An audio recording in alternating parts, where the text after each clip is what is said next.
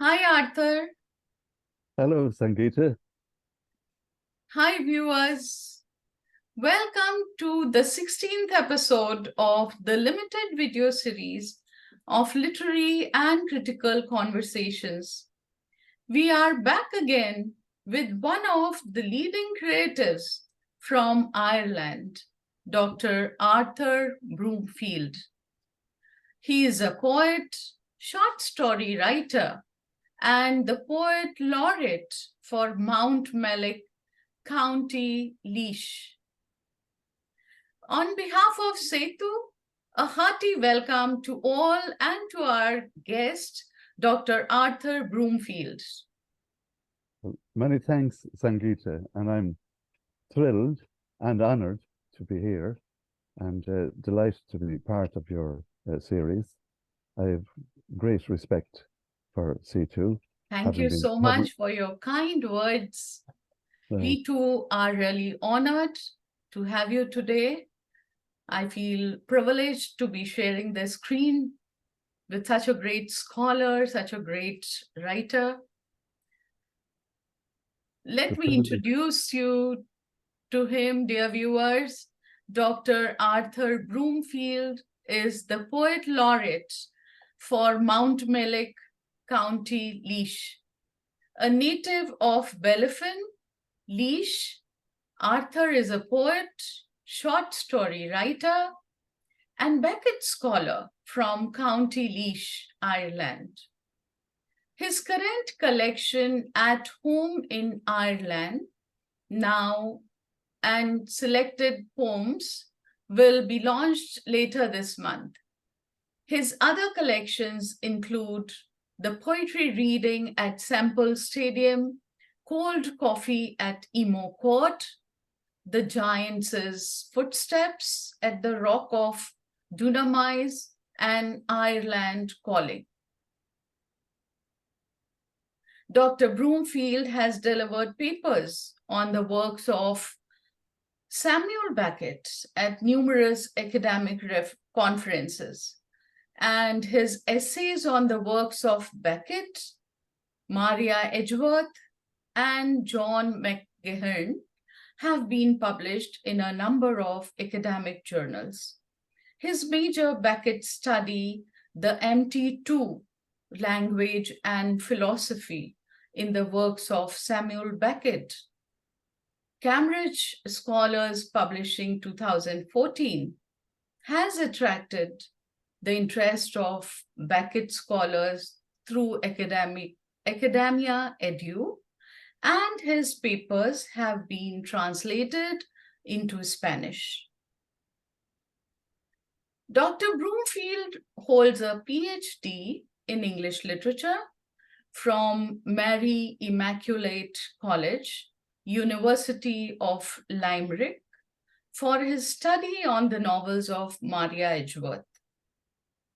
Before we start the conversation, I would like to recite an excerpt from one of his well-known poems. The poem is titled Scene from His Cell. His world would smack off the North Star, cocooned in a matrix of snow, a granite cell where the writing sparkles on the wall, the mercury set at 20 below. Here he could resign his death right in the sunfire's cunning design, the kindled sparks of morning, the cooling embers of evening, the June rose in bloom at noon, glorified by painters and poets, fluent in sky-born colors and ink, the mechanic hot with tap and dye, tools gifted with the power to create the colossal lie. And that's that. It goes on. Thank you very much, Sangeeta. Yeah, You read it beautifully. yeah, it's a beautiful poem. So now, Arthur, let's begin our conversation. Yes, The Bellefin author and Beckett scholars' first foray onto the literary landscape was in 1993 with a book entitled When the Dust Settles. Well, Arthur, tell us something about your childhood and yes, early youth in the exciting Irish milieu that has produced a plethora of stunning writers. Also, share some of your formative influences with the viewers. yes. Well, I was born in Clonmara, County Laois, near Port Laois. My father was a farmer, so I grew up in the countryside. Uh, and unusually for the southern part of Ireland, uh, we were a Protestant family, Anglican, you might say, Church of Ireland, and all of our neighbours and friends, all of our neighbours were Catholics. So there was a slight difference there, but uh, it was a great environment to grow up in because we got to understand the Catholic, we could call it culture, which was different in many ways from the Protestant culture. For instance, in sport, the Gaelic games would not then have been Mhm. played by Protestants.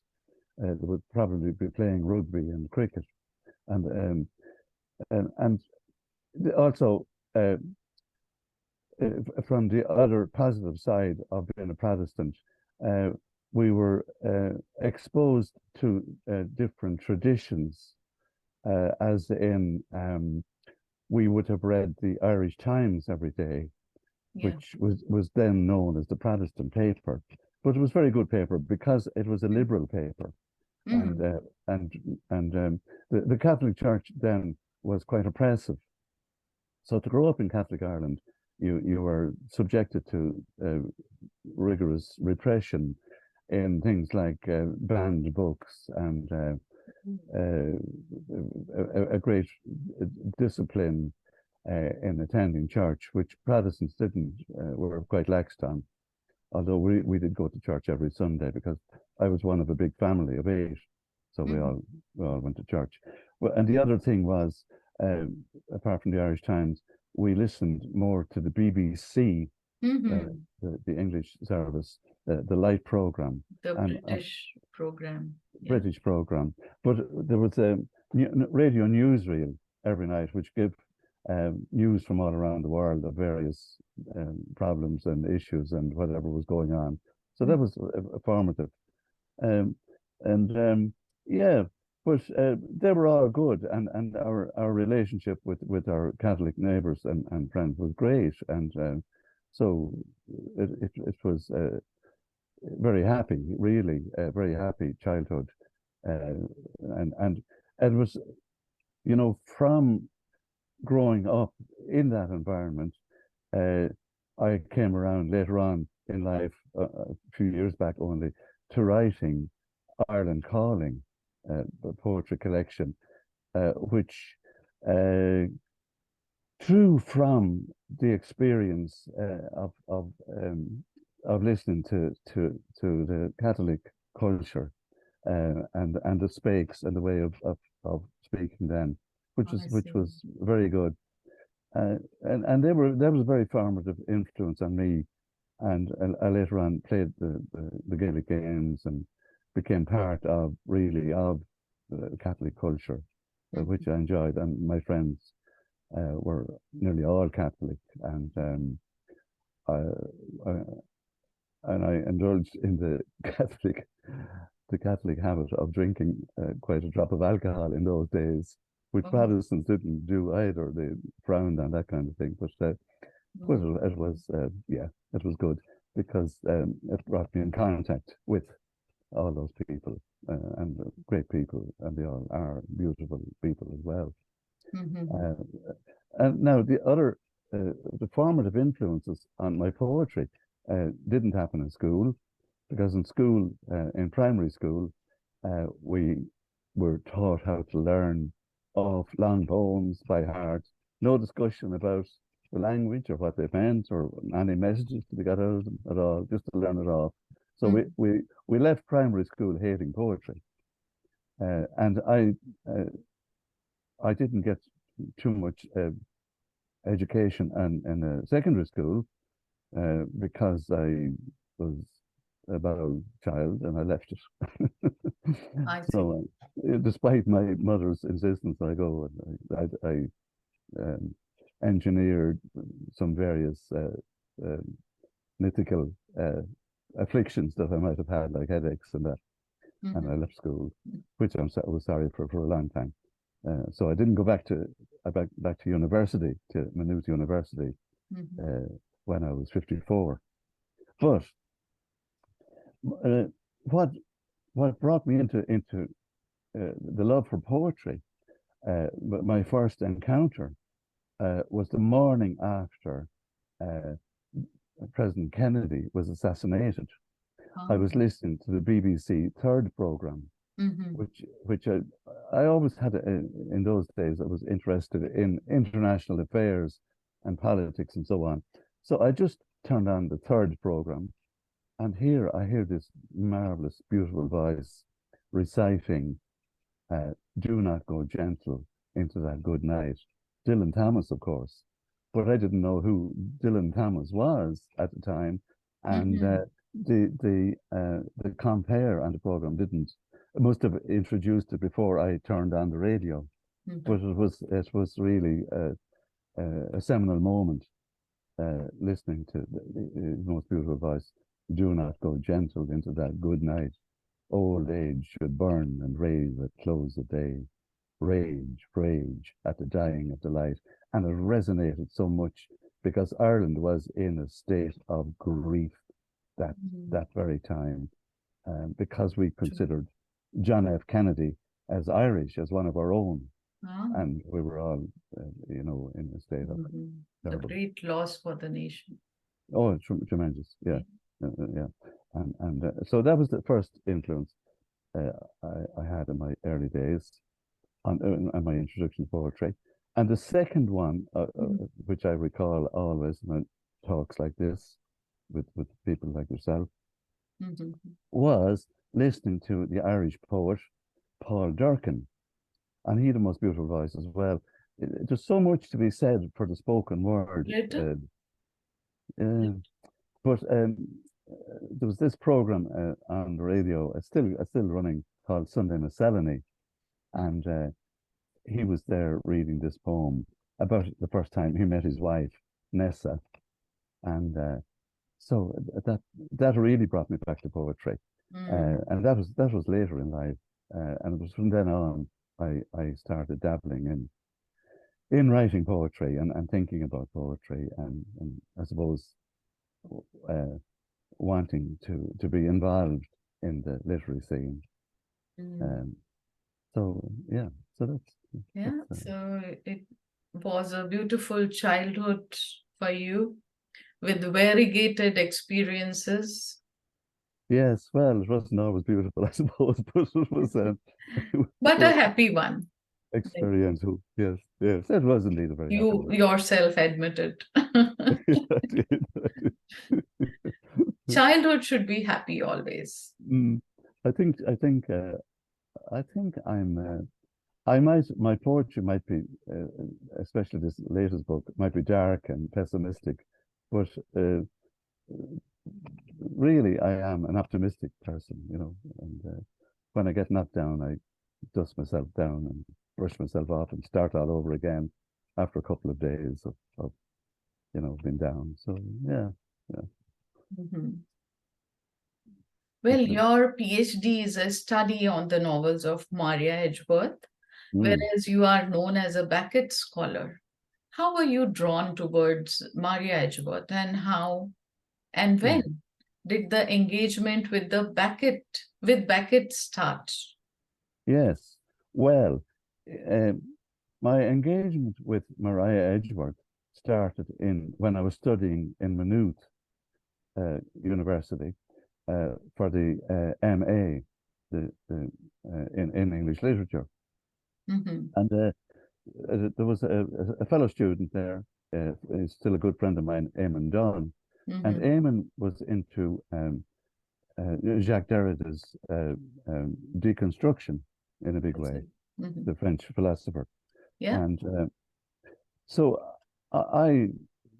we'd have long conversations about it, and he really educated me on, introduced me and encouraged me to get to read Derrida and to study deconstruction. Mhm. And at the same time, I had been reading Maria Edgeworth's works, and I realized that especially in her great work, um, Castle Rackrent, which it's actually a very short novel. It's only 68 pages. Mhm. And actually, it's on Harold Bloom's Western canon, the top 100 books, one of them. And we're Yeah. going back nearly 200 years Mhm. to Maria.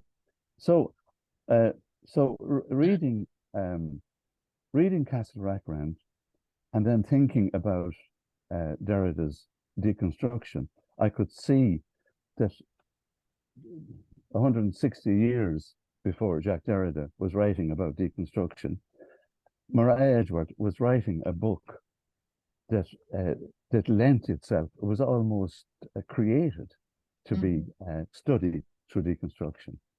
And I got heavily into deconstruction, and I got heavily uh, into Jacques Derrida, and I wrote papers about him as well. And let's be honest about him, he's not the easiest philosopher to read. Let me assure you, if you ever want to try him, or maybe you have, but terribly interesting and the most beautiful man Mhm. too. So,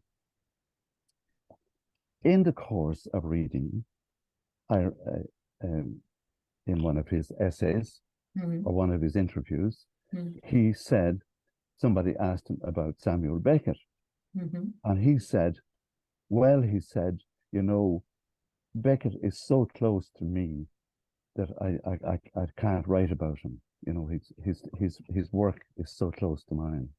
So, being a Derrida enthusiast, I started reading Beckett, and I went through bits of it here and there. And then I started reading The Unnamable, which I consider to be his magnum opus. And Oh. I could see Mhm. all through reading the Unnamable how close he was to Beckett and Mhm. how open. And he was actually he was so close to Beckett that Beckett couldn't write about it, because what Derrida was doing was actually deconstructing uh, the English language as he went on. Mhm. And that got me into him. And I wrote a few papers then comparing him to Beckett. But when I went on further, Mhm. reading further and studying his great play, Waiting for Godot, which is one of the great plays in the English language. And then I went on, I could see that actually he had exceeded Beckett or Derrida, because uh, there was nothing. I think myself he had gone ahead Mhm. of of um, of Derrida. I'm probably going on too much now about Beckett. You shouldn't have asked me. But Soon I will be asking you, yeah. yeah, but yeah, he he, um, he didn't. Where Beckett would say that there's an equality uh, between uh, deconstruction, which deconstruction would say that um, the language that describes uh, whatever it may be, uh, actually um, subverts, say the language that Charles Dickens' novel was written. That language that's written Yeah. in that. That's Uh, really solid engagements with some solid voices. mm. But the deconstruction, if you deconstruct the language in it, it will undermine the meaning of the novel. This was Derrida's big thing.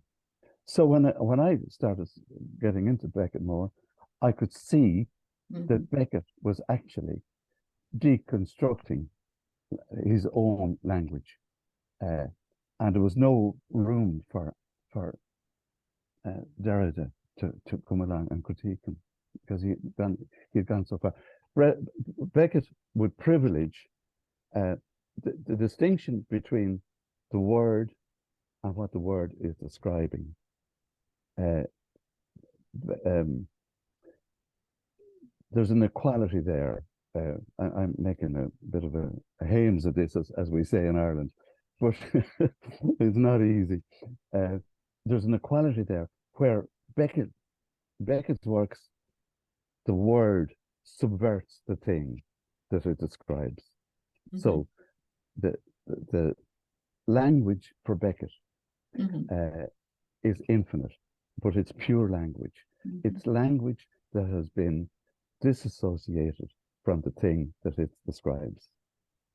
Minimalist. Beckett is known for his minimalist style of writing, right? Yeah, he may well be, and I take issue there with some of that as well.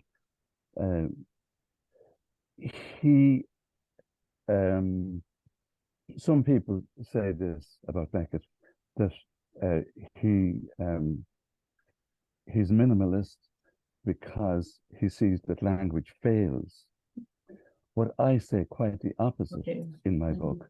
It's not language that fails, because for Beckett, language is the infinite and it is never ending. What fails is the perception. The perception fails. What we perceive fails because it's changing. Our perceptions are changing all the time. So therefore, to apply language to the thing, the object, is a very kind of it doesn't fully work, and it can't work because perceptions change and objects change. But pure language, disassociated from the thing, privileged over the thing, does not fail. Language is still there. Pure language is still there. So language for Beckett is infinite. We go on. I'll just say one more thing there. At the end of Waiting for Godot, Vladimir says to Estragon, I'm not sure which of them it is, Vladimir, anyway, the two of them are sitting there at the end. And one of them says,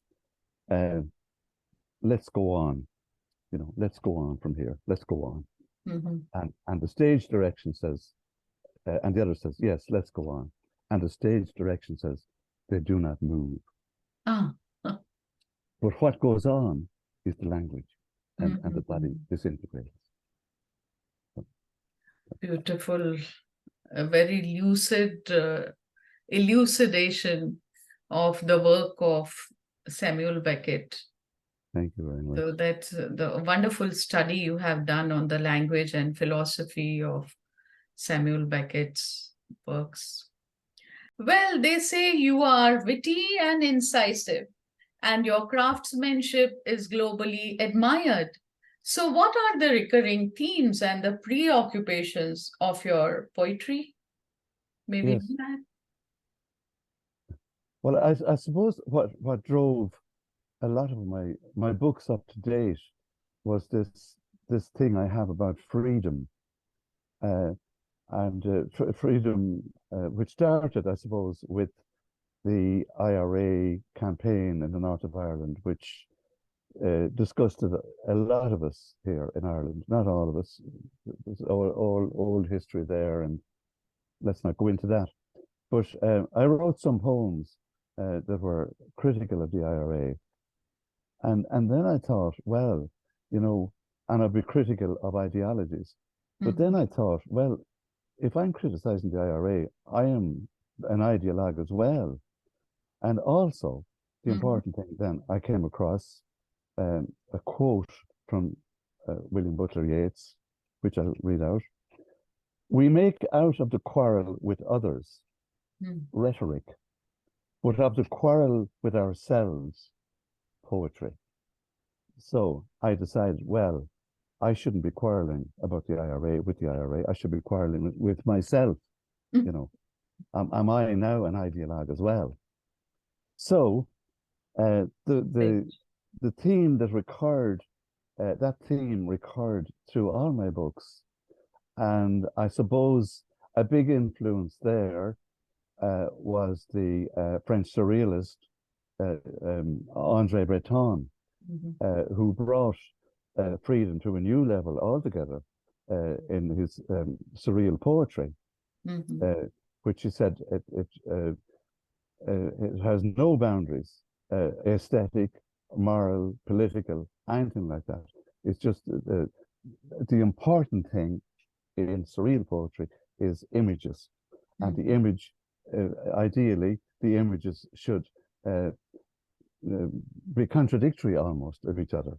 So you're free to be what you want. So I wrote that book on the strength of that, The Giant's Footsteps at the Rock of Dunamace.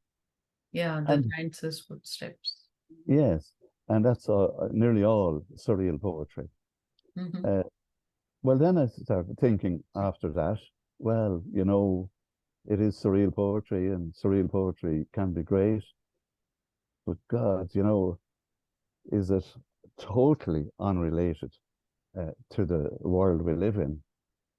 So, in the lockdown, we had a big lockdown here in 2021, I think it was. It lasted for about 3 months. And it was beautiful weather here in the spring of the year. And we couldn't go anywhere. So I started to write Ireland Calling, which brought me in a totally different direction from the surrealism, and brought me back to my youth, to the people that I was speaking about earlier, the cultures I grew up in, and the manner of speaking, and the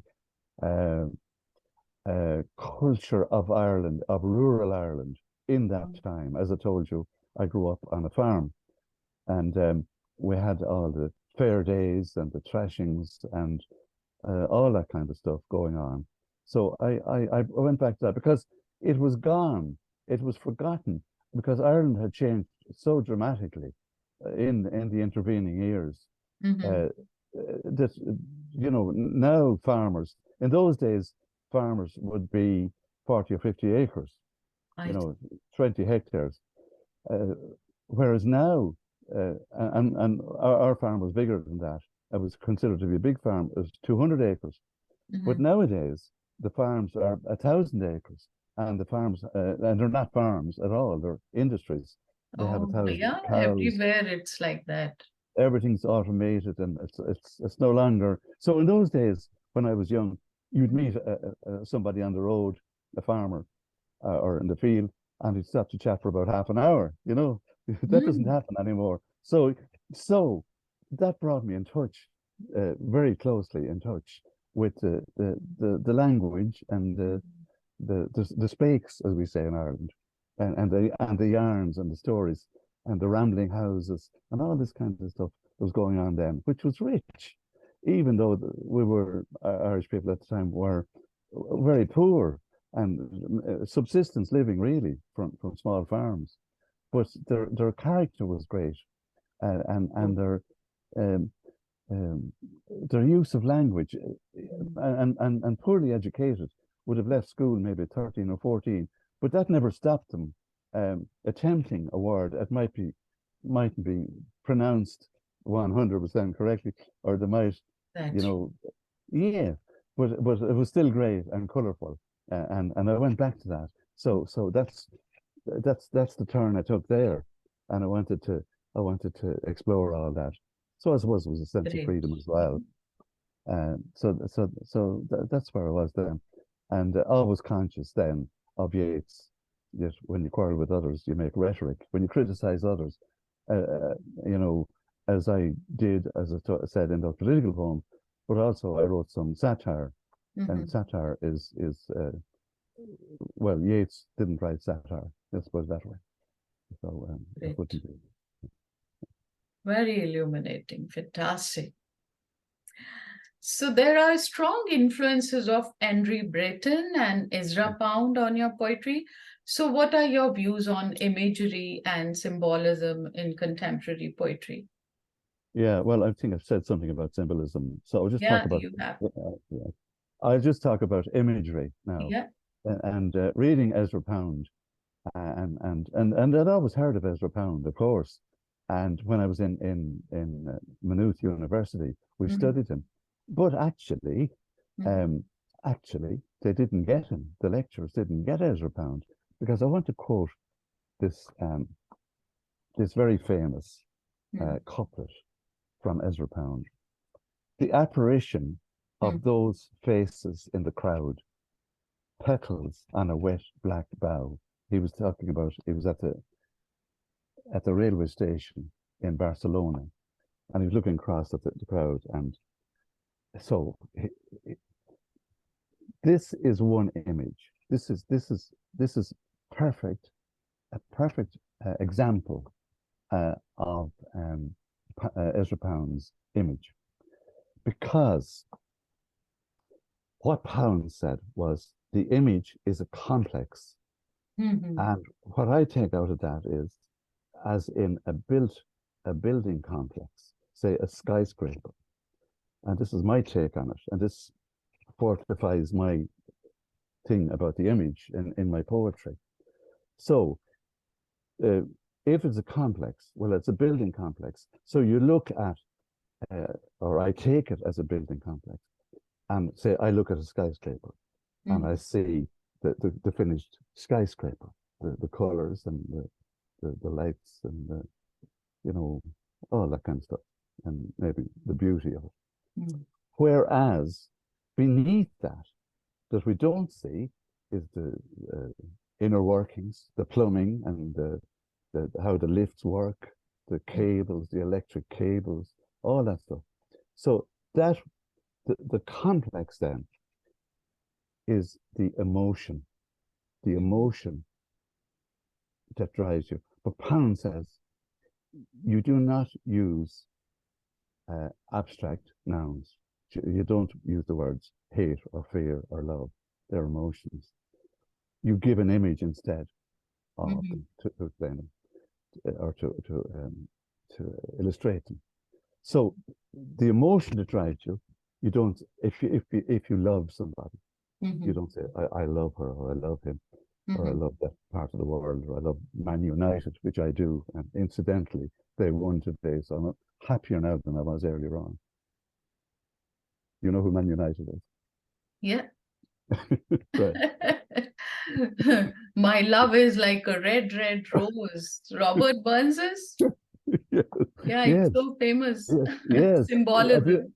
A beautiful image, isn't it? Yes, Yeah. yeah. The But imagery is always preferred over meaning, right? yes, exactly. And because so you explain you put the emotion the emotion that drives you into words, into an image that will say it in an image, and that makes it beautiful, of course, and also uh, leaves room for various interpretations that say the word love can't do. Um, so uh, also, the image will release you from the constraints of time and space. It will bring you into a Yeah, different world. that's So I am very great, a great fan of Ezra Pound. He has influenced my writing, you know, in a way that makes me happier about my writing. Let's put it that way. Um, cut out all the unnecessary words as well, of course, in that sense. Mhm. So yeah, I remember seeing at one place online when I was surfing for your name initially, I came across a quotation where you have said that if you do not find meaning in my poem, then you sit back, relax, and enjoy the imagery. Yeah.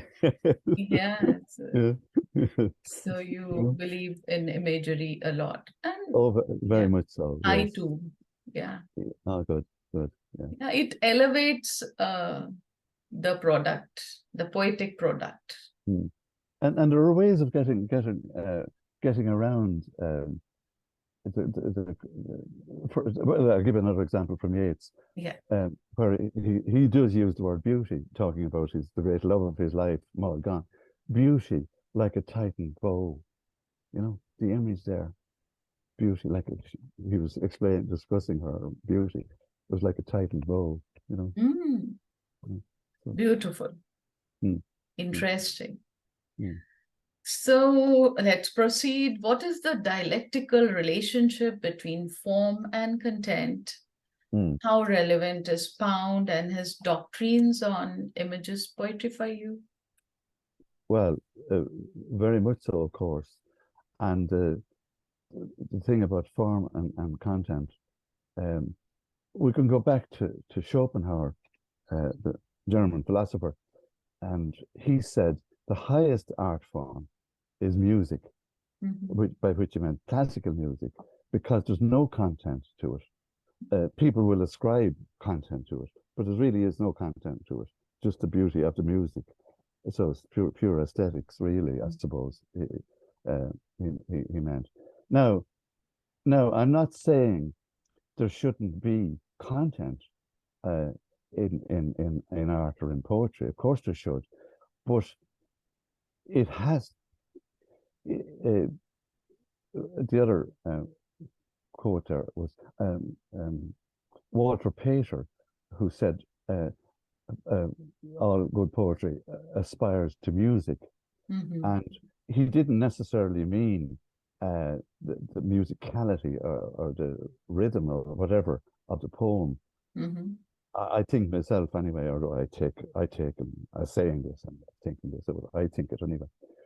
To aspire uh, to the dialectical the dialectic um, between form and content, and form then really is how the poem, very simply, really, it's really how the poem reads to you and how you see it.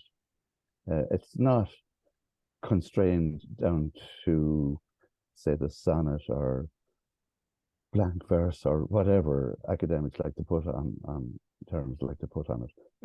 It's really like this. I always say it's like an art gallery. You go into an art gallery, and if you see a painting, and if you really like the appearance of the look of it, if the look of the painting Mm. catches you in the heart, that's it. Yeah, that's right. Mm. An example Exactly. there of form and content is Caravaggio's The Taking of Christ, which is a powerful um, piece of work of art altogether, and full of content. I've written a poem about that, and but the form, no matter how powerful no matter how powerful the content is in it, the form of the painting is so spectacular. The darkness Mhm. and the man, um, you know, looking. Absolutely. Mm. And you don't. Derrida would say this as well. You don't have to know about the background uh, to the work, about Christ and so on. It needn't necessarily be Christ at all. It's a figure there that you can interpret what way you wish. Mhm. And so I've gone. I had that poem somewhere in one of the books. So yeah, form and content is so important, and uh, you know now Wallace Stevens, who's a great poet, and I love some of his work, but some of it is so dense and so Mhm. philosophical, and beautifully written as well. But really, even I balk at him. I think I think he was too much into his philosophy, Mhm. uh, and so his beautiful poems are beautiful, and but I think anyway, I'm rambling on a bit here, so go on to the next question. Yeah. I would like to quote Brian O'Connor, Yeah. an associate professor of Irish language and Mm-hmm. literature at the University of Notre Dame. Mm-hmm. Quote, for centuries, the official history of Ireland was held in British archives, and the unfiltered Irish perspective was lost, except in its poetry and folk songs. For that reason, among others, poetry holds a higher status in Irish culture than in many other countries. Mm. Unquote. Mm. In light of this observation, do you think that W.B. Yeats is still a haunting presence in contemporary Irish poetry? And what are the broad contours of current Irish poetry? Please throw some light on it. Well, it's a big question, isn't it? And Dr. O'Connor there is going back into the history. In the old pre-British days, or pre-English days, the poets were held in very high esteem. There were the bards who wrote long, perfectly structured poems about the way of life and about their chieftain and so on. And well, with the change then in the Gaelic language, with the death or the dying off anyway of the Gaelic language, English took over, and it took a long time for a good poet to emerge in the English language. That poet, of course, was W.B. Yeats, and his great mentor, John O'Leary, the Fenian leader, it was a great inspiration to Yeats. And in his early days, he said, you know, what Ireland hasn't had since Gaelic times is a good poet, and he was more instrumental in shaping Yeats. Yeats's poetry. Yeats was a brilliant poet anyway, always. So, there's a question then about the history and about the impact of Yeats. Of course, it was huge, and he's a giant, really, in world literature still, and acknowledged as such, Nobel Prize winner, and so on, and wrote on. Apart from his marvelous love poems for the great love of his life, Maud Gone, he tackled huge issues in you know, modern politics in the development of what was happening in the world. I just refer you to The Second Coming, which everybody is quoting nowadays, turning and turning in the widening gyre. The falcon cannot hear the falconer. Things fall apart. The center cannot hold. You know? How true, you know. Really? Mere anarchy is loosed upon the world, and everywhere the ceremony of innocence is drowned. So he's still very relevant. Now, what effect and what is he held in total reverence in Ireland still? He's loved, of course, but it took a good while to get over him, and he was in the 30s after and the 40s after his death. I think my limited knowledge of what was happening then. I think too many people were in awe of him until our other great poet, Patrick Kavanagh, came along. Maybe you haven't heard of Patrick Kavanagh, but he's very much loved here in Ireland. And you see, Yeats came from privileged culture. His friends were the big house Protestants, and the hunts and the hounds and all that, which he loved. I'm not being critical of him at all there, because Yeats said he considered himself to be very Irish, and he was an Irish patriot, really, in the real sense of the word, not a nationalist, but a patriot.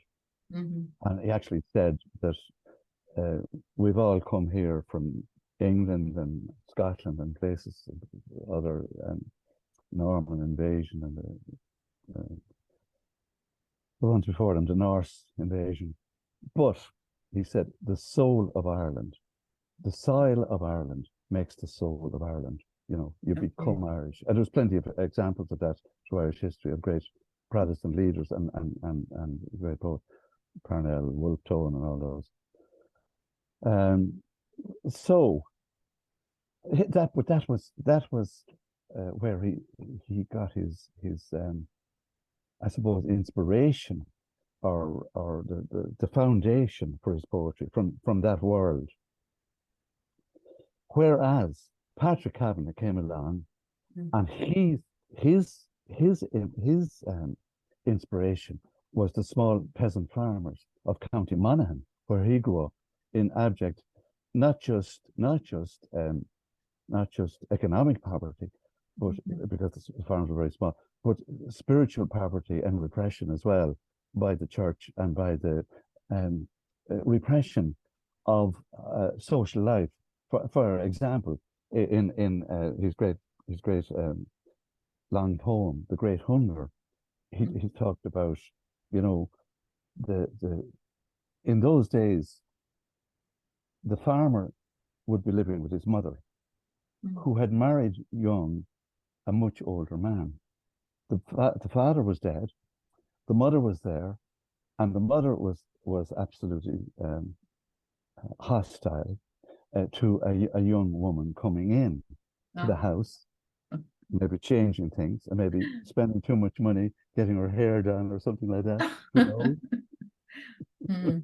So he wrote all about that, and how those farmers, the farmers' sons, living with their mother, was totally repressed and almost poisoned against young women.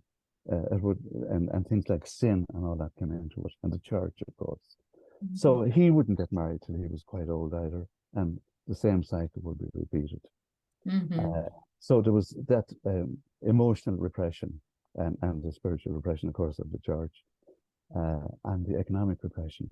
And Kavanagh wrote all about that. Yeats couldn't have written about that because he didn't know that world, and Kavanagh couldn't have written about Yeats' world because he was never there either. So it was a release, if you like, from Yeats.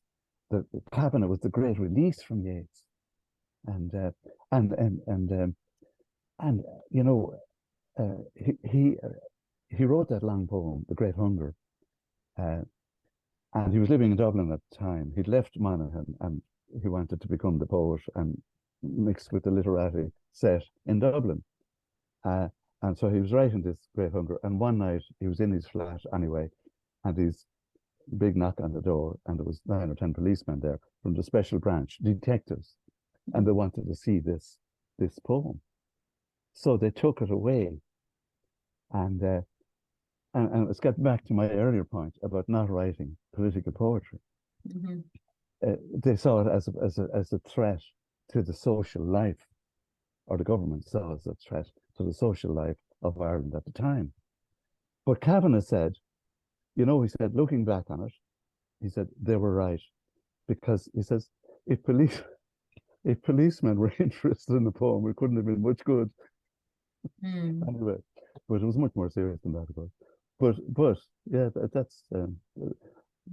was a repressive era in Ireland at the time. Yeah, the list quite of enlightening details you are giving. Yeah, critical insights and into their lives, details about their lives, about the times. Yes, That milieu matters a lot. Yeah, of course. And you know, the banned books, any book that was decent at all was banned, you know, at the behest of the church by the government. But I'm just saying the importance of Kavanagh, that he broke free and he showed that poetry could be written that wasn't Yeatsian, didn't have to have grand themes. Sorry? It didn't have to have grand themes like Uh-huh. Yeatsian poetry in an international perspective. You could Mhm. write about the small farm, and you could write about, and Kavanagh was a lover of nature, so you could write about the dandelions and Willie Hughes's, the primroses in the bank, all this, and he wrote them beautifully. And then, uh, so he went to Dublin then, and he lived in Dublin. And late in life, then he wrote his two great sonnets while he was sitting beside the Grand Canal, and just uh, in adoration of nature, that both those poems. And he said they were the two best poems he wrote because he had I freed see. himself of any angst against Uh-huh. what's going on.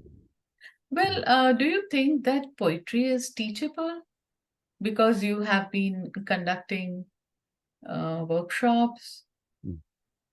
So, do Well, the attendees really pick up the poetic skills through such workshops? well, you see, it's never wasted, and there are people uh, who would be poets, and there's a certain thing, and I'm not saying all poets are good poets, nothing like that at all, quite the opposite, in fact. But there's something going on in somebody that makes him or her a Mm-hmm. poet. But if workshops help people to write, that's good. And plenty of good poems have been written by people who aren't necessarily poets. Mm-hmm. Um, so it's never wasted. Yeah. Um, I I have mixed feelings about them, but I still say it's far better to have workshops. The problem with workshops in Ireland at the moment, I think there are too many of them, Mm-hmm. and there's a kind of a formula Mm-hmm. uh, that mentors at workshops go through, which I don't when I'm doing mine. That's Mm. scale. Now, um, is it a divine right? Wow. Derrida, back to Derrida again. Derrida said, things happen when you're writing, and Mm. they do. And words come to you, or ideas come to you out of the blue. And I suppose that's what people call the muse, or the gods, or whatever you want to call it, Mm-hmm. uh, or the unconscious, or coming from what Freud called the Mm-hmm. unconscious. Um, and um, right, so that plays a part, and it's about opening yourself up to that, and meditation can be a great help there. And I sometimes try to get through to the Akashic record, and I find that a great help. Uh, I'm not very, you know, good at getting through to the Akashic record. I think I can at times, that I feel something happening, and maybe the next day a poem can, the genesis of a poem can come to me. But can I talk about the creative process for a moment? Yeah, The yeah. creative process. Yes, Um, yes. in Uh, short. yeah. I spoke about this to an artist friend of mine one day, and I said, what is it about you know, the, well, she said, it starts with a burst of energy, and this is what I find as well. Um, you can't sit down and say, "No, I'll write a poem today about such a thing." You Mm-hmm. can't do that. It's not going to be much of a poem, I think, anyway. But when you get this burst of energy, um, and somewhere in that burst of energy within it, there's a phrase or a picture or an idea, Mm-hmm. a start, Yeah, and that'll haunt you until you that's write it. that's it. Yeah. Yeah, and I must give you a quote there from Robert Frost. Mm. No, he was too. I think he's too. specific here, Yeah. but it's just got the same idea. A poem begins as a lump in the throat, Ah, a sense of wrong, a yeah, yeah. homesickness, a love sickness. It can be other things as well. Yeah, that's beautiful. Mm. But I know exactly what he's saying, and Mhm. it's about the what other people call it, the experience. And some writers, I was reading somebody the other day and said everything in the world is there that can inspire you, but everything is not for everybody. There are only various experiences that can spark off. I totally agree. Yeah. Some very profound observations. And that's why, ladies and gentlemen, Setu conducts these conversations to get such critical insights, some very important takeaways given by the creatives. Thank you so much. Well, in leash today.ie, you have said in one of the news reports, I continue to sell my books around the country by hand. It's an art form I have perfected, and my last book, Cold Coffee at Imo Court, sold a lot of books that way, 2,200 in fact. Well, that's an interesting way of selling poetry and reaching out to potential readers in public spaces. And I think this model can well be called Arthur model, which can be replicated by others as well, the poets who are in the business of writing poetry, isn't it? Thank you so much. So may we know what you are reading currently, sir? Mm. Well, I like John Ashbery's poetry. And for years, I've been dipping in and out of his great long poem, uh, Self-Portrait in a Convex Mirror. And suddenly I got it one day. So I'm reading that and rereading that. And I've also written a poem after John Ashbery's Self-Portrait in a Convex Mirror. And it's fascinating. And I can, Okay. say that I got him. Uh-huh. And I'm also reading quite differently Raymond Chandler's The Long Goodbye, having read some of his other books as well. Fantastic imagery in them. He's just a pure joy to read, Raymond Chandler. Fantastic. And I'm dipping in and out of Hemingway again after many years. I see. Mhm. Will you tell us something about your forthcoming works? Mm. Well, the one that's coming out now in a few weeks' time is new and selected works. It's drawn from the 4 books plus 9 or 10 poems that haven't been published. One of which actually is you spoke about my poet-laureate of Mount Mellick, and one poem there I was commissioned to write for that. I call it The Spirit of Mount Mellick Speaks, and that's in it. It's quite a long poem. But after that, what I've been working on is you read the extract from it there at the beginning. Uh-huh. It's a big turn that my poetry has taken, really, Okay.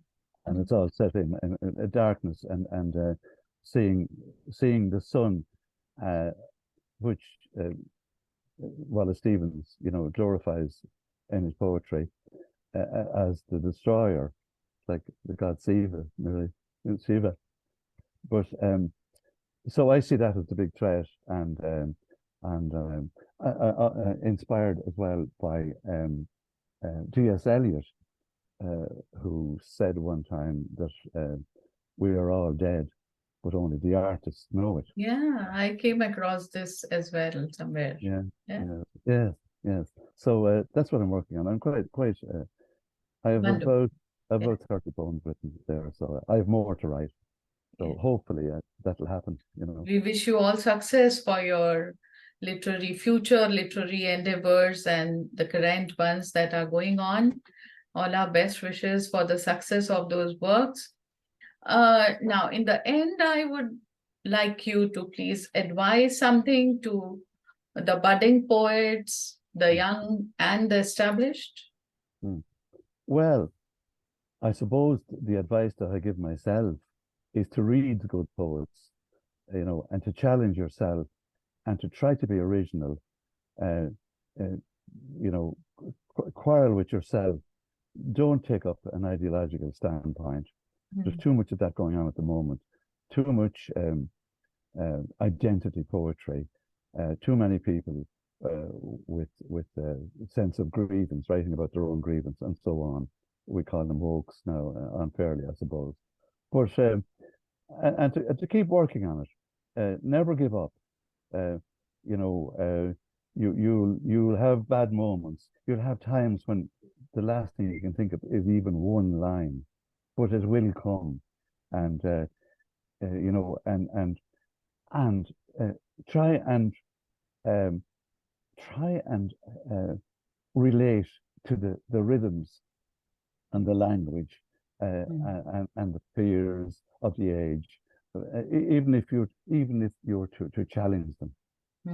That's, I suppose, it. Yeah, very inspiring words. Very helpful, I'm sure, for the audience that is listening. I hope viewers will definitely benefit from it.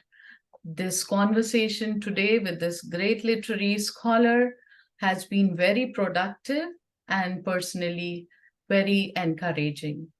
Thank you so much for your quality time, Dr. Arthur Broomfield. Well, Thanks. thank you. Yeah. Thank Thanks. you so much, Sangeeta, and thank you to Setu, which is a marvelous journal to which I have been honoured to contribute to, and all poets and writers should consider subscribing to Setu. It's a big, widely read throughout the world, in the Eastern, in India and the United States and Europe, and it's a marvelous and it's a marvelous venture, and you're all to be congratulated. Yeah, Setu is giving selfless service and showcasing the oeuvre of the literateurs across the globe through this limited video series. Thank you so much for your kind words coming from you. It means a lot for Setu. So thank you again. Thanks, viewers. In our next episode, we will be here with yet another distinguished guest. Till then, bye-bye.